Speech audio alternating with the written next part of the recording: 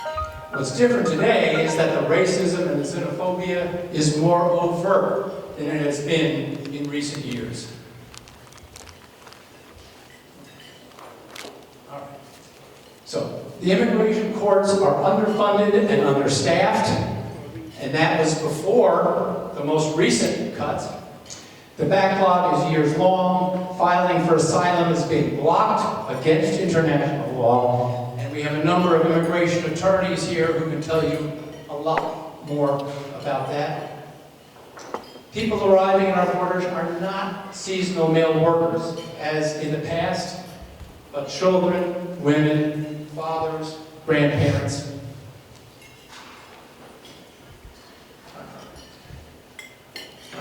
So, why do immigrants come? They come for opportunity, as they always have, but now more are coming out of desperation.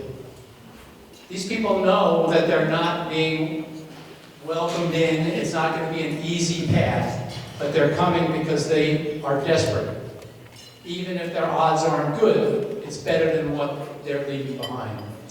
They are escaping life-threatening conditions in Honduras, Guatemala, El Salvador, Venezuela, Haiti, Afghanistan, and elsewhere. And we could do a whole other program about the responsibility that the United States bears for these situations. This is a humanitarian crisis. These are human beings who must be treated with dignity and compassion. I knew we would have a good turnout today because I know Greensboro takes that view. We are encouraged by the formation of 2 local coalitions, and you'll hear about both of them in a little while. One is the Interfaith Coalition for Immigrant Justice, the other is the Refugee and Immigrant Advocacy Coalition. That's where the real hard work is now being done. So, our roundtable tried for quite a while to get some of the economic development experts to come and talk about the contributions of immigrants and refugees. They declined. They deemed the League of Immigrant Voters too political. I'll leave that to you. And we always told them, we're nonpartisan. We are not non-political. But, beginning with those who arrived as slaves, immigrants have always been the backbone of the United States economy. This is still true in the nation, in the state, and in the triad. We learned during COVID-19, when people were all of a sudden talking about essential workers, how many of those essential workers were black and brown people. Without them, the economy would not have recovered as quickly as it has. So, usually at our roundtable, we try very hard to have first-hand accounts of some of these problems. We have voices from some of the agencies here, but we don't have those direct testimonials, and why is because of the fear factor. People are afraid to speak up and be recorded, and so on. Okay. All right, so just some data. All right. According to the most recent census figures, about 13% of Greensboro residents are foreign-born. Guilford County schools tell us that our students speak more than 120 languages. And we believe, and there's also evidence to suggest, that this diversity strengthens our economy and our social fabric. Greensboro has a well-earned reputation as a welcoming city.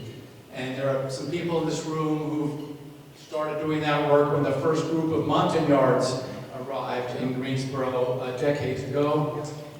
But our reputation as a welcoming city is being tested this year. So, I'm not going to, let me put this up and not read it, but just some data about North Carolina, the number of immigrants, the shared population, and so on.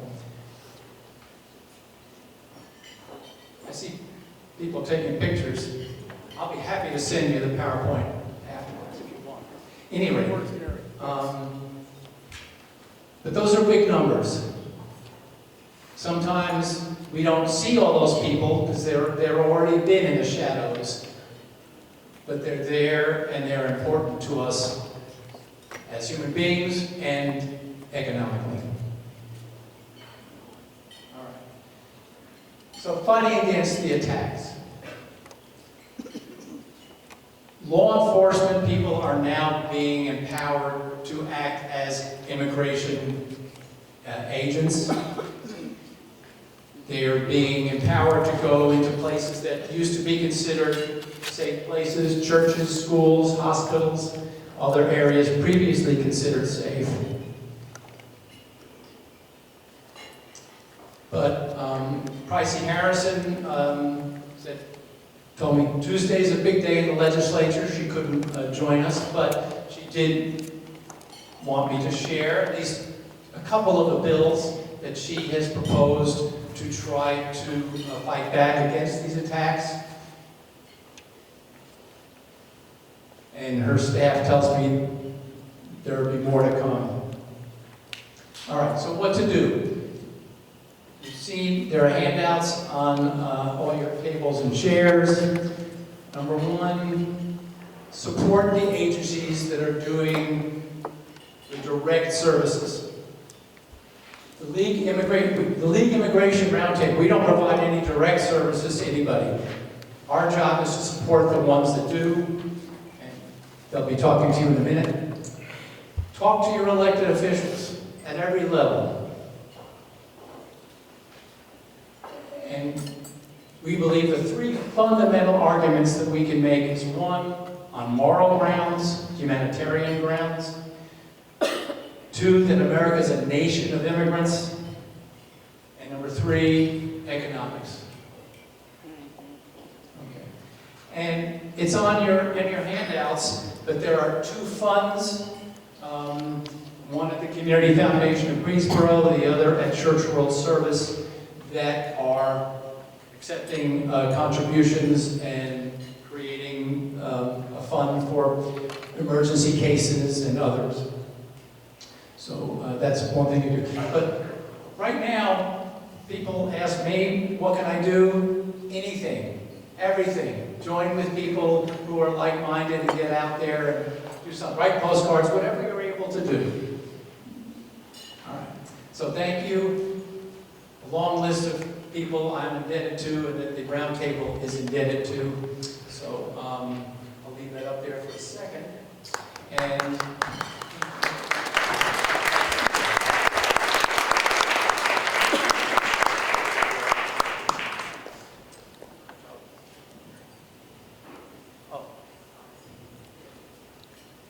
this is Lalani Routon. Lalani is the executive director of. Thank you. Lalani Routon is the executive director of the New Arrivals Institute. She's also been the coordinator of the coalition of agencies that are working together to address these problems. As I said, that's really where the rubber's hitting the road. So, thank you. Thank you, Gary.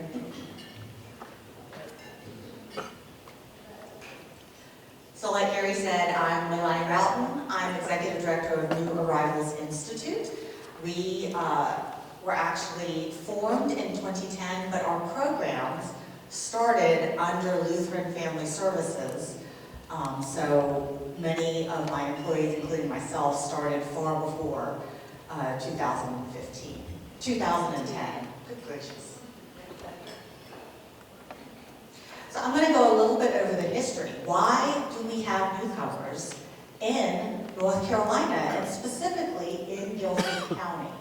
Because I think having a historical knowledge of our past can really inform us on what we should be doing in the future.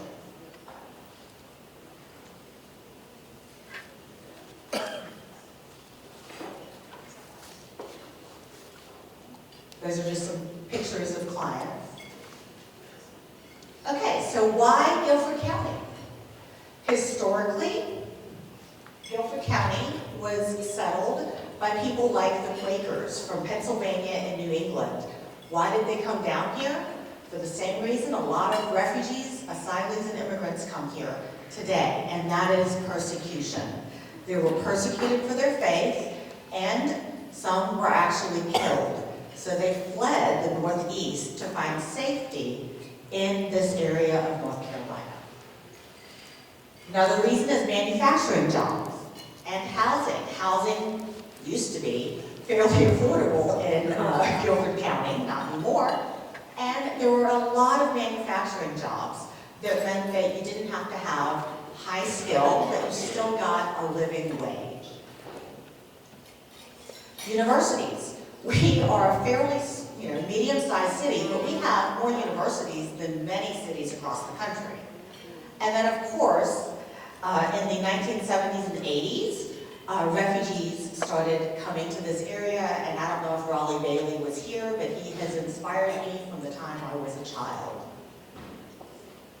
So, Guilford County originally was with Germans, Quakers, and Scotch-Irish. It was really formed in 1740, and then in the 1840s, we became a stop on the railroad, and that's when we became the Gate City. And I'm going to move right along. Today, people come here for family reunification. You know, if you come here as an immigrant, if you could not bring your family immediately, you want them to join you. It could be your spouse, it could be your children, it could be your parents. You know, you want your family to be with you. Employment opportunities. We still have a lot of really great jobs in this area, both skilled and unskilled. Universities. And of course, we are still receiving, up until very recently, refugees and asylees. So what is an immigrant?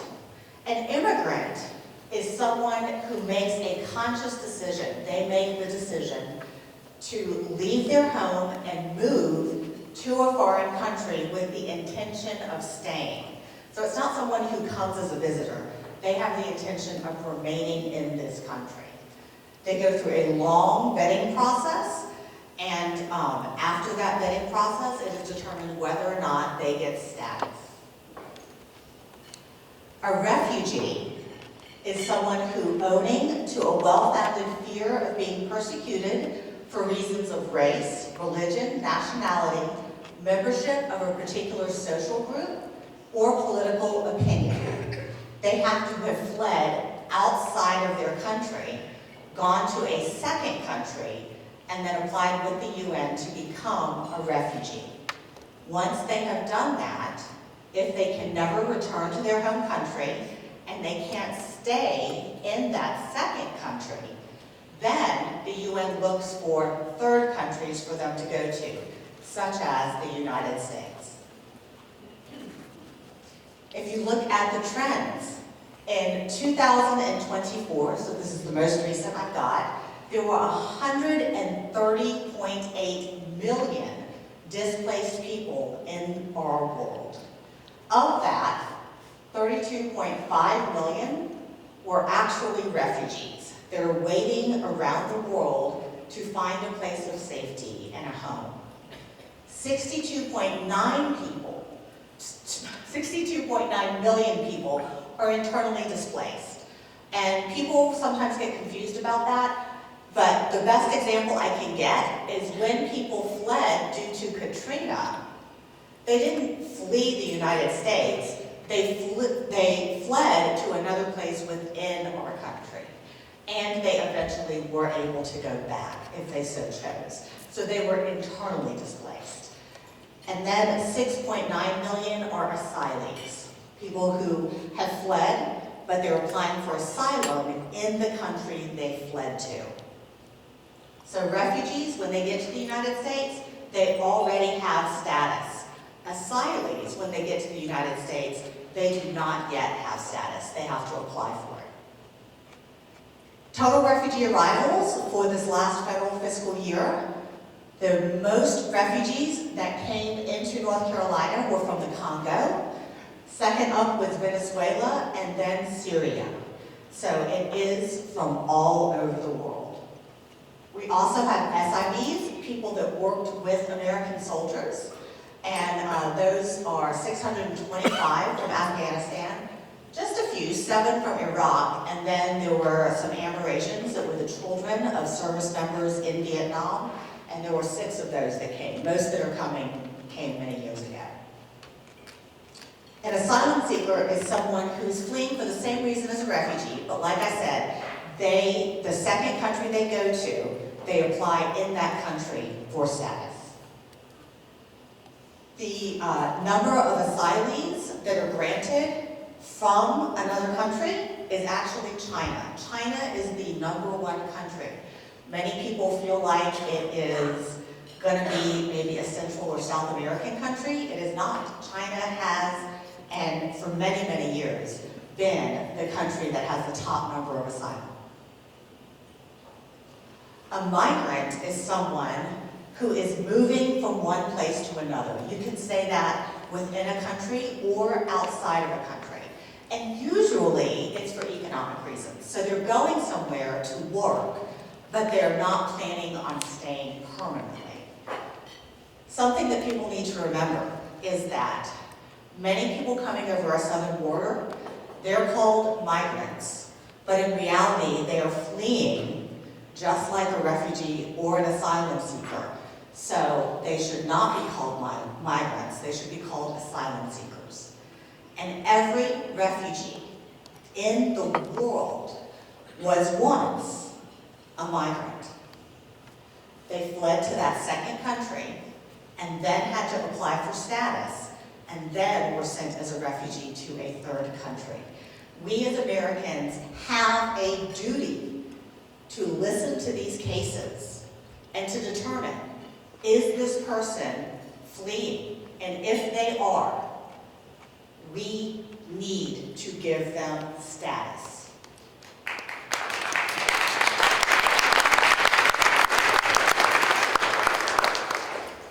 New Arrivals Institute. So this is the agency that we started back in 2010. Our mission is assisting refugees and immigrants with self-sufficiency and U.S. citizenship through education. Our vision, which is what I would love to see Greensboro do, is a community that welcomes refugees and immigrants and provides them with the tools they need to achieve their goals. It's not up to me to say what they want. They tell us, and we provide them with the tools to get to where they want to be. They do the work, we provide the guidance. We have a lot of services. People always say, oh yeah, y'all teach English. We do teach English, but we actually have a whole host of other services. So we partner with GTCC and Reading Connections to provide English classes. We have anywhere from 100 to 150 refugees and immigrants and asylees at our site every day. We also have a preschool class that our clients are able to access free of charge while they are in our programs. That makes us rather unique because a lot of these people do not have the money to pay for a preschool class. We do educational counseling. Many people that come here are skilled in their home country. They have a high school diploma, a college diploma, they've been working in their field, and they come here and they can't get their diploma evaluated. So I have seen engineers working as dog walkers. We need to get them in their field. And let me just say, engineers who are fluent in English. So we take those diplomas, we get them translated and evaluated by an accredited institution so that they are able to go and return to their previous career. We also do community orientation. We want to make sure that people are able to integrate in our communities, know how to do things, where to access services. You know, if there's an emergency, how do you call 911? What do you need to say? We can teach them what to say, even if they have very low levels of English. Doesn't take a lot to say your address and police. Vocational skills training. So we will provide funding for people to get their skills training to get into a better family-sustaining job. We do driver's license training, health access and education. We have a lot of partners with that. So we want to make sure that everybody is healthy and has access to health and have the knowledge so that they're able to make good health choices for themselves and their families. We also offer mental health counseling for our clients at no charge. We have the Refugee School Impact Program, so when a refugee child comes into Guilford County, they are referred to us. We help get them into school, get the services that they need so that they are able to integrate into our school system, eventually graduate from high school, and go on to whatever their dream is. We do have case management as well, citizenship preparedness, so people are able to study for the citizenship test. I see Betsy back there. We partner with CNNC. Betsy does the immigration paperwork. We do not do that, but we do prepare people for that test. And we have a digital literacy grant to try and make sure that people understand how to access services online. So many doctor's offices, they want to do it virtually. If you don't know how to use a computer, you can't do it. And then we're a community liaison. We go out quite a bit to talk to groups, to educate them about our clients. I like to educate a little bit about history, and to really get good information out there. I did, right after the election, contacted a number of our agency partners and said, hey, we need to get together. We need to find a way forward with what is going to be coming. So on November the 8th, we had our first meeting where we sort of sat down and tried to decide what are our strengths, what are our weaknesses, and where do we go from here. So we made a few committees. One is the Rapid Response Committee. We wanted to make a list of trusted attorneys that we could refer people to and form groups that can mobilize very quickly if there's something going on in this community that we need witnesses for. Advocacy, to plan events with elected officials and with the media. Community engagement, to do events as well as clinics.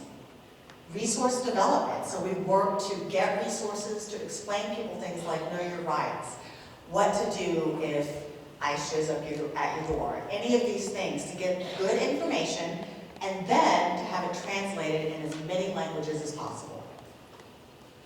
And then we have communication and information, which is really important. We want to be disseminating good information to not just our refugee and immigrant clients. We want it to be for every person in our state. So some things that we did. We decided we wanted a shared Google Drive. That way, as we get information, as we make documents, we can put it all together and everybody has access to it at any time.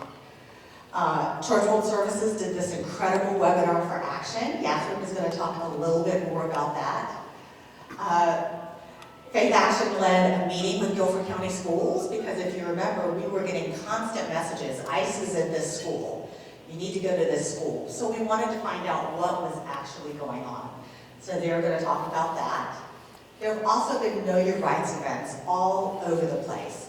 Everybody is doing it. We all want to make sure that we're hitting every single person so that they know what their rights are in this country. And the Bill of Rights does not say for U.S. citizens only, it is for everybody. We want to do press conferences. So we want to get good information out. A press conference gives us the ability to speak to people that we normally might not have access to. Power of attorney clinics, which are incredibly important. And Faith Action is going to talk about one that we have already done and ones that are going to be following. And then we have an encrypted group chat. We needed to find a way to talk to one another openly without having somebody else listen in that didn't need to know what we were talking about. And so a group chat was formed so that we're able to talk about some sensitive information. I always end with this slide. It has one of my favorite quotes. It is from the father of our country, George Washington. The bosom of America is open to receive not only the opulent and respectable stranger, but the oppressed and persecuted of all nations and religions, whom we shall welcome by participation of all our rights and privilege, if by decency and propriety of conduct they appear to merit the enjoyment. So what does that mean? Everybody that comes here with goodwill, they have a right to be here. We need to give them their rights. Our Father of the United States said it. We should still be doing it today. This is the foundation of our country, and nothing can change that.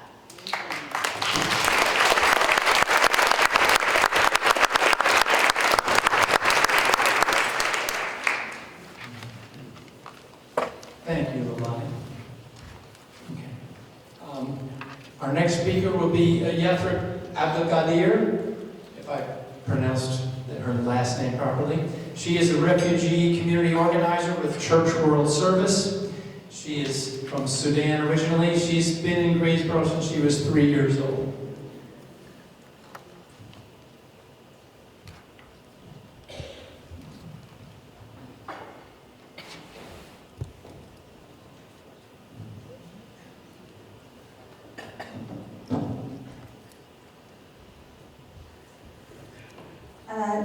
Good afternoon, everyone. Thank you, Gary, and thanks everyone for attending today. Like Gary said, my name is Anthony, and I am a refugee community organizer with Church World Service. Church World Service is one of the 10 refugee resettlement agencies that are contracted with the U.S. government to receive and welcome and resettle refugees once they arrive in the United States. CWS has been operating for 75 years. And in Greensboro specifically, we've been in operation and welcoming refugees since 2009. I just want to give just somewhat of a timeline of recent events since the beginning of this year, just to kind of let you guys know what's been going on and how all of you can take action and support. So on January 20th of this year, the Trump administration issued an executive order that was titled Realigning the United States Refugee Admissions Program, which has indefinitely suspended the refugee admissions program with the possibility of case-by-case exceptions, while planning to also increase the role of state and local government in decisions for refugee admissions. This executive order was meant to take place or take effect on January 27th, but unfortunately on January 22nd, news surfaced that even those refugees that were scheduled to travel before the effective date of the executive order, they would have their flights canceled as well. On January 22nd, there were over 22,000 refugees who were considered ready for departure and had completed all of the necessary security checks and interviews. And approximately 10,000 of them had their flights booked for travel to the U.S., and some of them had already even begun to move and sell their belongings in preparation for their resettlement within the United States. Shortly following this resettlement suspension, the Trump administration then also issued a suspension order and freeze on all U.S. foreign assistance that has prevented CWS, along with some other resettlement agencies, from accessing funding from the Department of State's Bureau of Population, Migration, and Population, Refugees, and Migration, or PRM, which includes reimbursements for services that were provided to clients even prior to the suspension. This freeze in funding, combined with the failure of the current administration to reimburse organizations for these costs, has had incredibly devastating consequences. And I remember this day specifically when the suspension went into effect. Our local office at CWS when we were notified about the stop work orders, our office staff was scrambling to ensure that all of our clients were getting the most priority and most urgent services, because there was suddenly so much uncertainty about what would happen to our clients and the services that we'll be providing them. There was also a court order that was requiring the Trump administration to reimburse frozen aid funding, but unfortunately, the White House has instead chosen to terminate nearly 10,000 federal contracts, including those with agencies that resettle and welcome refugees, such as our own agency, CWS. These executive actions have had really deeply negative consequences to our work at CWS, the clients that we serve, our staff, and our community partners. On Friday, January 31st, CWS informed our US-based staff that the organization will be implementing a furlough for a significant number of employees. This impacted more than half of our US-based staff. This decision was made based on the administration's policy and funding changes that severely impacted the organization in the first 2 weeks of the new administration, only the first 2 weeks. CWS has continued to prioritize essential staff capacity to ensure that we are supporting our most vulnerable clients and to also make sure that we're sustaining our operations. What CWS is going through is not only specific to us. While I cannot speak to the specifics of what other organizations or other agencies are going through, I can say that what's happening within CWS is happening across the board with other resettlement humanitarian agencies. Like I said, CWS has continued to prioritize supporting our clients while also ensuring that we're actively demanding that the resettlement program be reinstated and the humanitarian pathways are being protected and being supported by the federal government. CWS staff in Greensboro has continued to make sure that our clients are receiving their core services through our case management and intensive case management programming, our employment, and our legal services programs. Despite the reductions in our federal funding, as well as our staff capacity, our CWS national, local, and specifically CWS Greensboro, we have always continued and remain committed to building a world and a local community where everyone has food, voice, and a safe place to call home.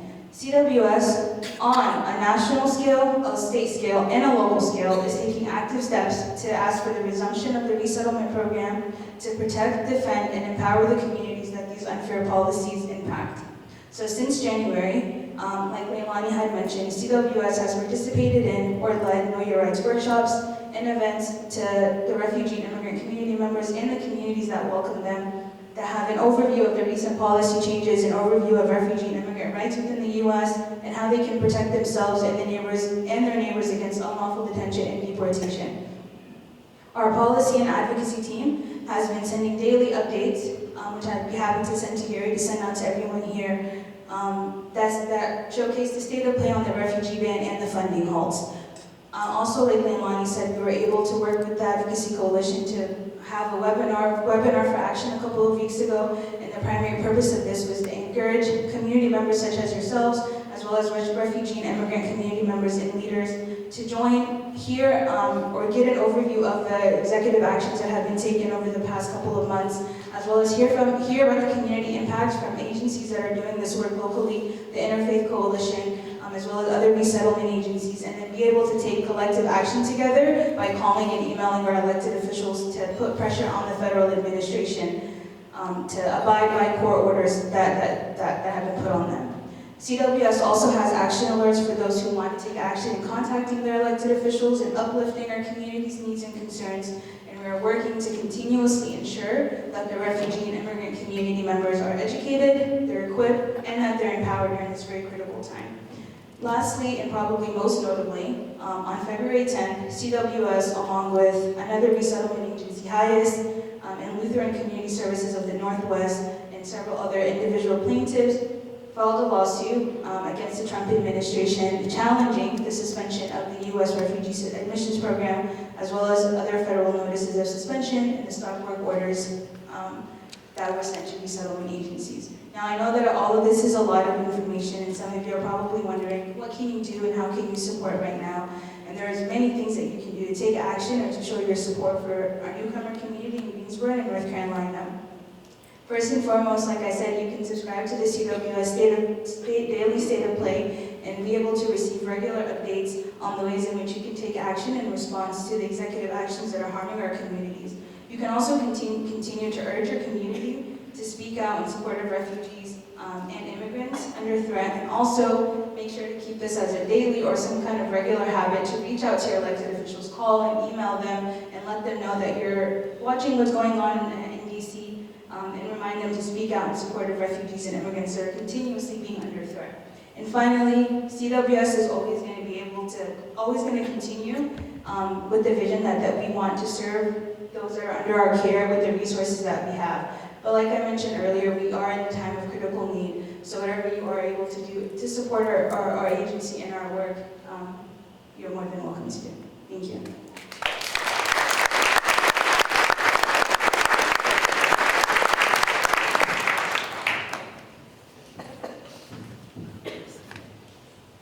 Thank you. You have to repeat. All right. Now we two speakers from Faith Action International. I'm proud holder of a Faith Action ID. The first is Yasiel Bernal Munoz. Yasiel is the Education, Advocacy, and Bridge Building Manager for Faith Action.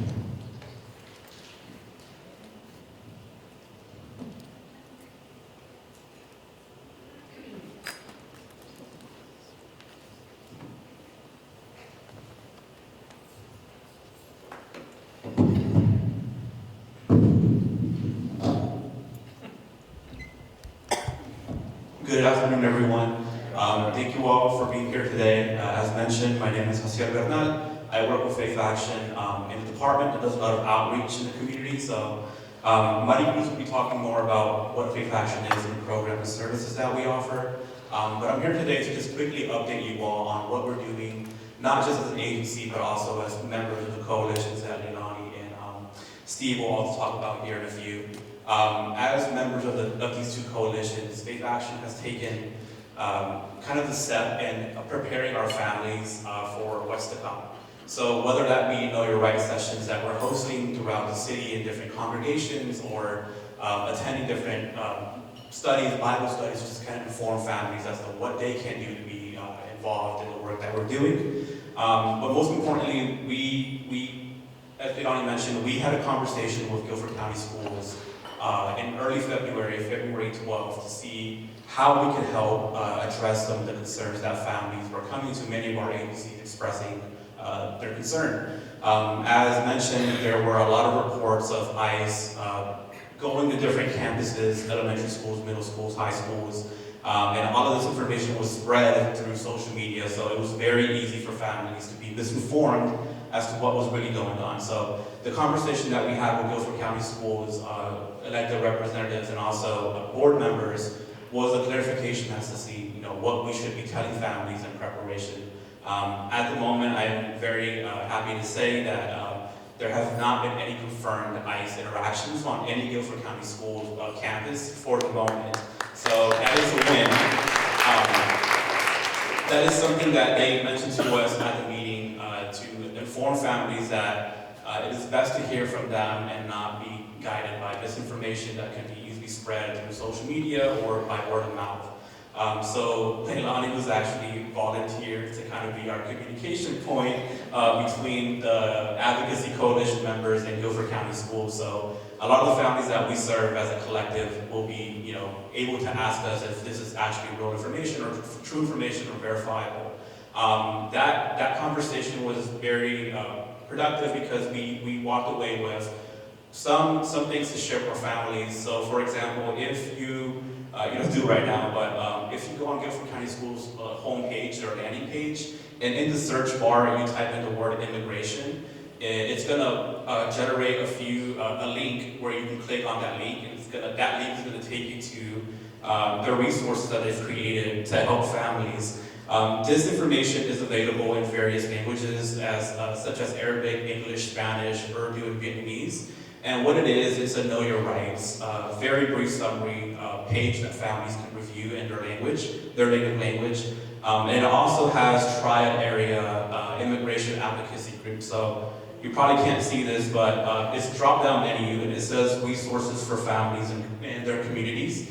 And what that is, it has all of our information on that webpage so that families can be involved or get in contact with any of us should they need. This is just a statement that is on that website that you can also read for yourself. It says, every child in Guilford County has a constitutional right to attend school regardless of immigration status. The Guilford County Schools does not request or record information about a student's immigration status. Federal and state laws protect student information from disclosure to others, including Immigration and Customs Enforcement, or ICE. Guilford County Schools does not permit non-student, including ICE agents, access to Guilford County school facilities unless they can produce a warrant signed by a federal judge. School administrators will not permit the disclosure of confidential student information without first consulting their attorney to make sure that the information has been properly subject to federal judge warrant. Families should consult community members, such as the ones I just mentioned, to learn more about resources and also Know Your Rights sessions that they have going on in the area. So that is just one thing that we wanted to share today, that we are being proactive and doing that with families and communicating with institutions like Guilford County Schools, because a lot of us were hearing prior to this meeting of families coming to our agencies and saying, well, I heard this on the news, or my friend on Facebook shared this. Is this true? Is it not true? So it was kind of a weight lifted off our shoulders to be able to allow them this information. Again, this is public information. You all can review it. Again, it's on Guilford County Schools website. In the search bar, just type in the word immigration, and all of this will auto-generate. Something else that I wanted to quickly talk about were the power of attorney clinics that we've done in the past. We've done one so far, and we're looking to do another one in the summertime. The power of attorney clinics are in partnership with the NC Justice Center. And what that is in preparation for families, in the case that an unfortunate event that a loved one is removed from the household, there is a power of attorney that are in place. So someone can step in and manage finances, make basic decisions for child care. It is not the custody of a child, but it does help with like school-related topics or in that field. Those power of attorneys are completely free to families. There's no charge. We organized one in early April. I think it's April, I could be wrong, I'm sorry. But we're planning on doing another one here in Greensboro in June. If you all would like to learn more, I can stick around for a few after today's panel to share more information. And then we're also planning on hosting an immigration clinic here in the area late April. So we'll be sharing more information with Gary as well, so that he can share with you all if you are interested in volunteering or being a part of. We'll love to have you join us. Thank you.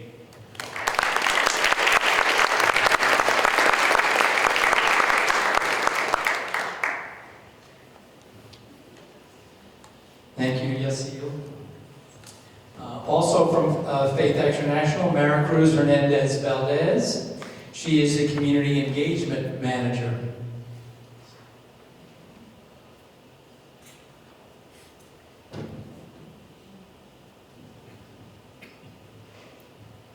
Hello everyone, my name is Mara Cruz Hernandez. I am from Faith Action. I'm going to start with a question. How many of y'all know about Faith Action? Wow. I kind of imagine that this room did know a lot about Faith Action. Faith Action has been in the community for over 27 years now, 1997 if I'm not mistaken. So we've been around for a really long time helping the immigrant and refugee community. We have a lot of programs in our agency. One of the things that we do is case management. Through this program, through this department, which is our Immigrant Assistance Center, we have viewed a tremendous fear within our immigrant and refugee community. In the beginnings of the new administration, we even had people stop going to work. So we were receiving an increase of needing of financial assistance, food. People was dropping off their kids from programs like WIC, food stamps. So it just made it very difficult for our families to kind of like go by this week's feeling afraid and not wanting to go to work. Our IEC team has been working really hard to prepare people and inform them about what is going on there and letting them know that they should not be afraid of looking for assistance in community programs. So we have been hosting a lot of meetings with programs like WIC, Medicaid, schools, and other programs for our communities to let them know that it is okay for them to keep asking for these resources, that they can still send their kids to school. So we want to invite everyone to pass on the message and letting them know that they are okay, that they can still take their kids to school, that they can still go to work, that we are here to help and we will be here to advocate if necessary. So this has been what we have been seeing with our clients, just a whole bunch of fear. So we want to kind of take away that fear. As Hasiel mentioned, we've been working a lot with our immigration lawyers to kind of have a resource for immigration, for people to see if they're eligible to do a visa or something while they're here. We are also preparing them with their ID program so they can have a form of identification. We are also working a lot with our consulates, so in our international consulates. We have had the Mexican consulate now work with Faith Action for the past year and a half now. We have had them in the office 4 times, processing passports, matriculas, voters cards, so they can have some type of form of identification.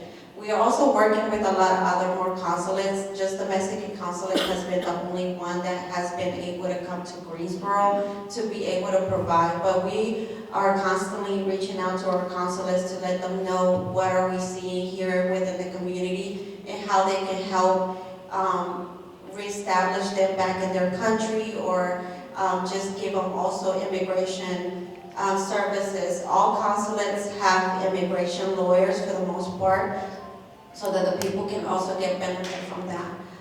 We also help our community when somebody is deceased and they have to send the body to their country. This is also how we work with the consulates as well, a lot. So we are working a lot internal as far as finding resources for our people so they can get connected and they understand what's really going out there.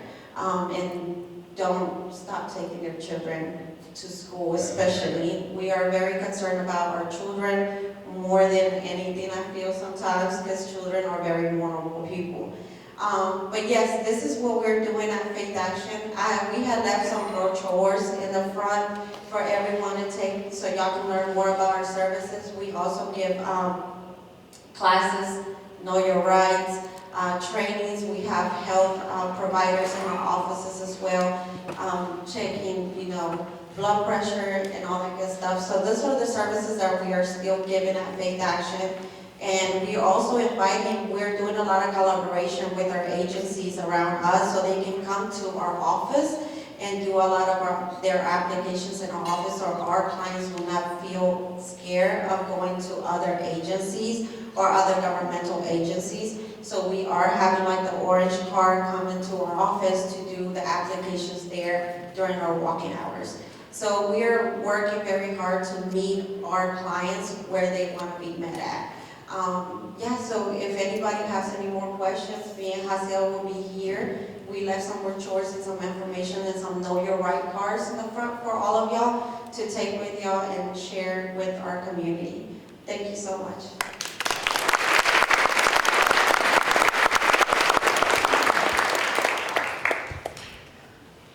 Thank you, Mary Cruz. All right. Well, those are the people representing the agencies. Reverend Steve Tate will be our next speaker. Steve has stepped up big time. He is the co-chair of the Interfaith Coalition for Immigrant Justice. He's also a pastor at the Congregational United Church of Christ. And Steve is going to tell you more about that Interfaith Coalition.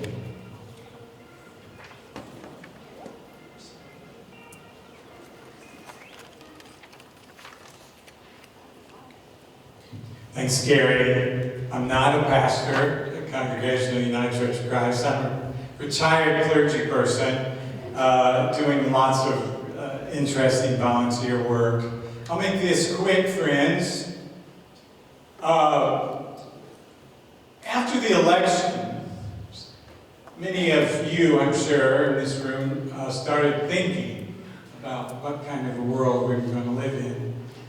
And many people in Jewish, Christian, Muslim congregations started wondering as well. We got closer to the inauguration time. A handful of folks, really, literally, just a handful, I was with, and we got started talking, what are we going to do? Maybe we need to get ready. And many of us had been involved for years with immigrants and refugees. And we heard what the administration was telling us they were going to do. Well, you got to give them credit. They told us and they're doing it. And we began to say, maybe we should start getting ready. And we had experiences. We could spend all day telling stories about how our lives have been changed by our interactions with immigrants and refugees and asylum seekers, people of courage and faith and determination who just wanted a better life for themselves and their families. We had been changed. It wasn't charity, it was solidarity. Our standing with them changed us.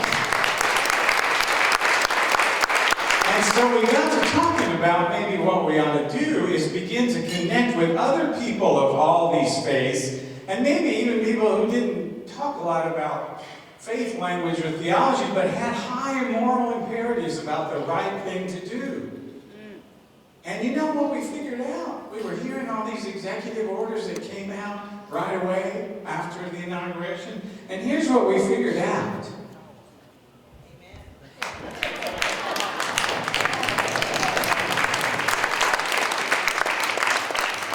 And that means we have to do something. Oh, yeah. So, real quick, you've got a card about what we're doing on your table. We are simply trying to connect people of faith and people of high moral conscience with all of this work. We've got wonderful infrastructure in our community for working with immigrants and refugees and asylum seekers. And we've got thousands, literally thousands of people in our groups, in our neighborhood groups, and in our congregations. And we went from a handful of people to now more than 200 people on our mailing list, from 44 faith groups and organizations. We had a vigil, there's a picture of it on the card. We packed out the sanctuary. We had a vigil on February 11th. I didn't know if anybody would come. They were forecasting ice and sleet that night, and we filled the place. Last Thursday we had a rally, a public witness rally at Tom Tillis' office. 150 folks came out. It was a wonderful. And we are simply trying to connect the power of these people and these communities, congregations, and groups with the work. So you can see that we are speaking from a position of our faith and our high moral imperative. And you know, let's be honest, the Triad is still a place that listens to people of faith. Lots of congregational involvement.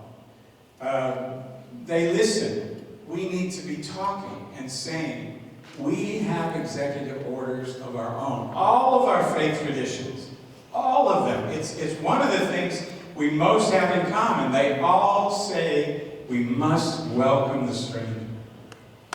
We must welcome the stranger and go to him. So we have two things we're going to do. One is we're going to do advocacy. We've got all kinds of things planned, and we are working hand in glove with all the coalitions and all of the group to coordinate the advocacy. I'm sure many of you were at the town hall last night. Wasn't that a great experience? And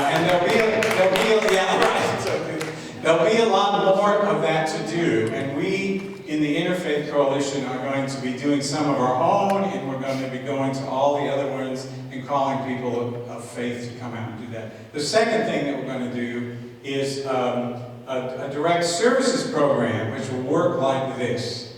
If you go on the card and you put that in your computer, you'll go to our landing page and you can sign up for our email list. And you will get an email once a week, and we will be listing direct service projects that you, your family, or your neighborhood group, your congregation can shop. You know, like we'll have one from Faith Action, we'll have one from New Arrivals, one from Church Service. It may be we've got a family that needs to go for their biometrics to Durham, or we've got somebody that needs to go to immigration court in Charlotte, or we've got a young mom with some kids and the dad has been taken off in detention and she doesn't know how to access the bank account. And you'll shop and you'll say, well, we could do that. We could do that, and then you'll have a link and you can get connected directly to the agency. So we're going to serve as a switchboard between people like you who feel called to do the work and these fine folk who do it. So if you'd like to be in our coalition and join us so our voices can be louder and we can witness to our higher executive orders, go to that link, send me an email, and I'll put you on the list. Thank you.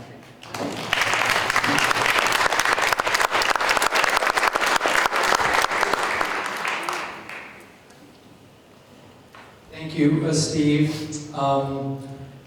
while Reverend Bowman is coming up, I'll just say Siembra, North Carolina, has started, they have a program called Ice Watch, and people can sign up and do the necessary training so they can show up. If ICE shows up in a community or a certain place, citizens can show up. Often, just showing up can make a big difference in what happens after that. But,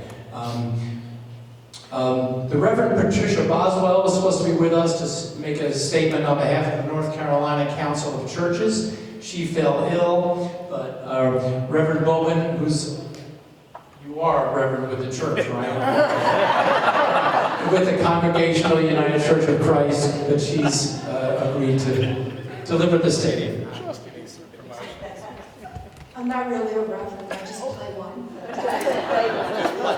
But I'm happy to represent Pat today, and she sends her apologies. And she is the current president of the North Carolina Council of Churches, and she wanted us to share remarks from her.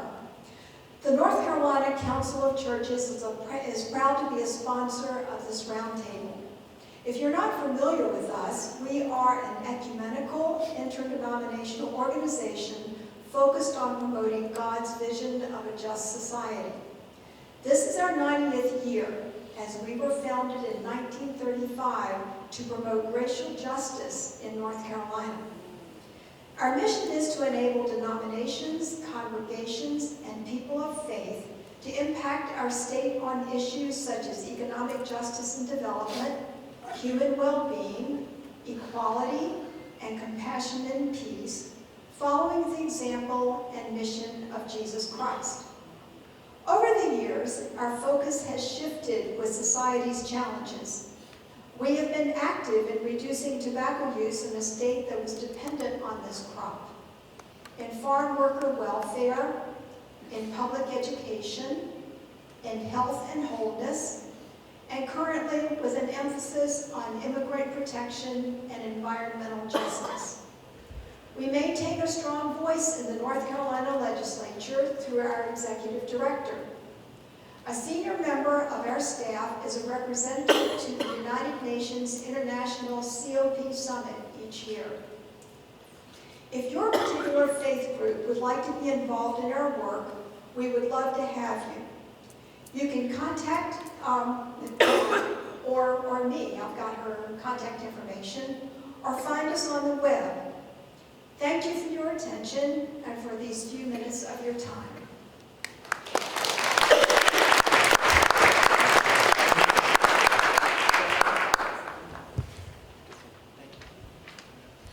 Thank you, Reverend Bowman.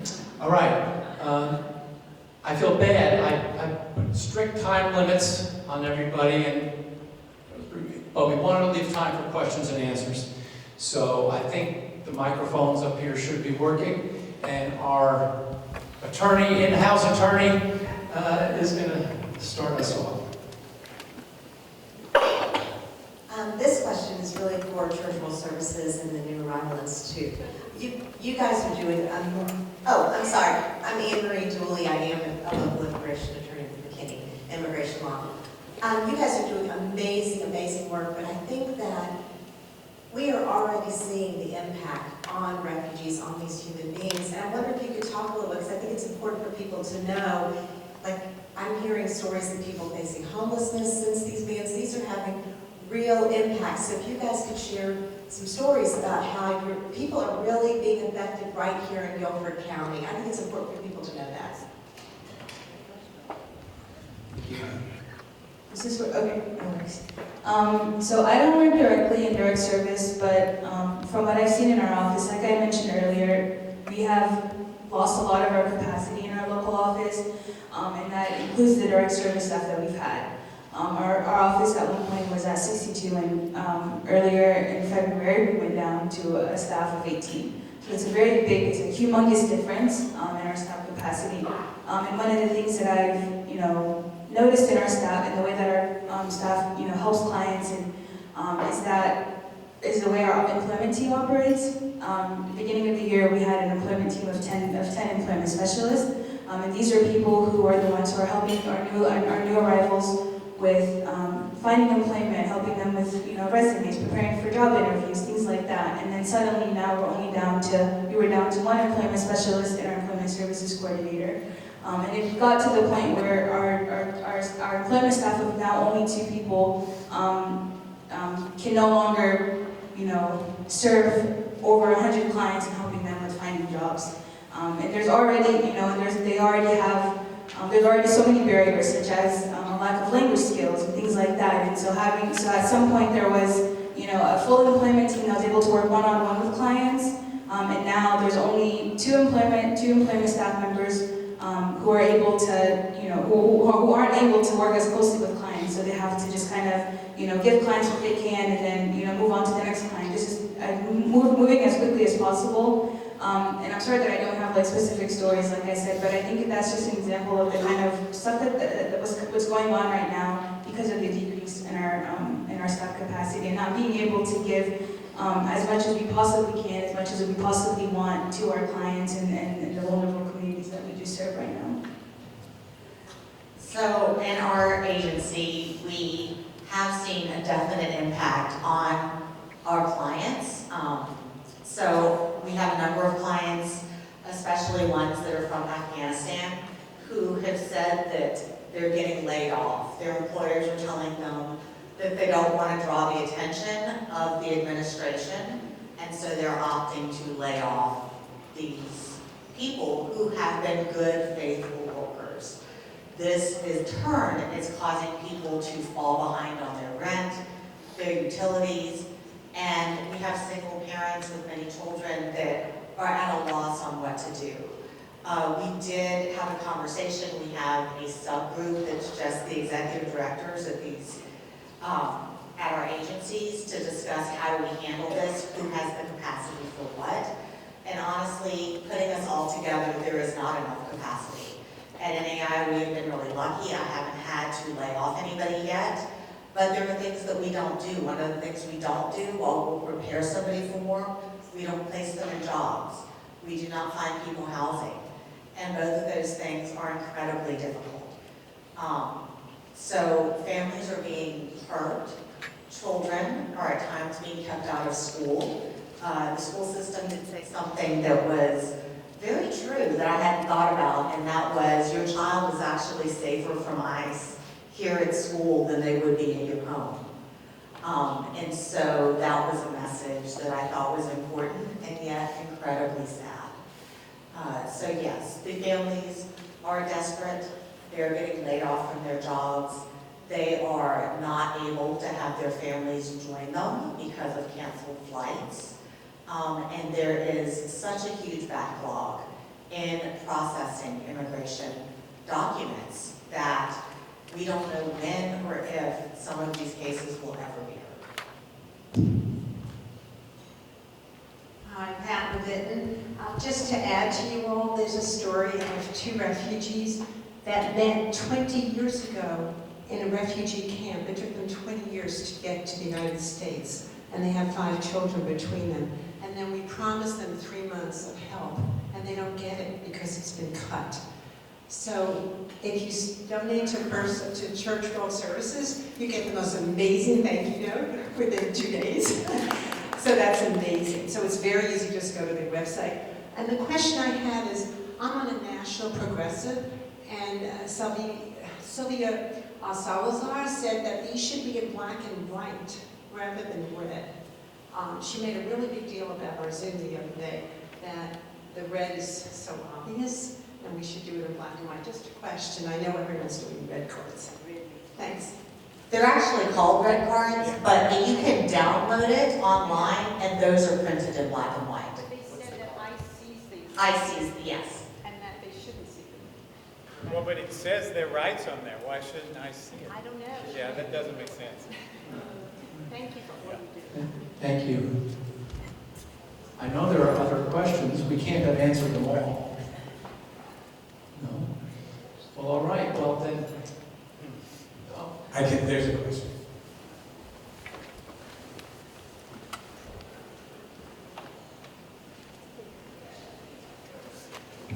Another reverend who's actually a reverend.